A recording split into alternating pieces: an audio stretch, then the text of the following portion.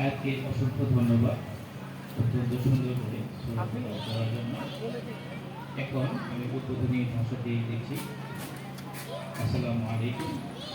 আজকের অনুষ্ঠানের শ্রদ্ধেয় প্রধান অতিথি, বিশেষ অতিথি, শ্রদ্ধেয় অভিভাবক বৃন্দ, শিক্ষক মণ্ডলী ও স্নেহের ছাত্রছাত্রীরা, আসসালামু আলাইকুম।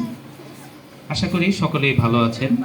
শীতের এই রৌদ্রোজ্জ্বল দিনে পেন্টাগন ইন্টারন্যাশনাল স্কুলের পিঠা উৎসবে আপনাদের সকলকে জানাই আন্তরিক শুভেচ্ছা ও উষ্ণ অভিনন্দন। আবহমান কাল ধরে বাঙালি জাতির ঐতিহ্যের ধারক বাহক হিসেবে পিঠা রকমারি আয়োজন আমাদের সংস্কৃতিকে করেছে সৌন্দর্যমণ্ডিত ও নান্দনিকতার ক্ষেত্রে আমাদের অবস্থানকে করেছে অত্যন্ত সুসংহত। মাছে ভাতে যেমন বাঙালি, তেমনি শীতকালীন পিঠার আয়োজনে আমাদের মা খালারা লম্বা সময়ের জন্য আগে গ্রামে নায়র যেতেন। সবাই মিলে বিপুল আনন্দ উদ্দীপনায় সময় কাটাতেন। এর ফলে পারিবারিক বন্ধন যেমন দৃঢ় হতো, সামাজিক বন্ধনও হতো শক্তিশালী।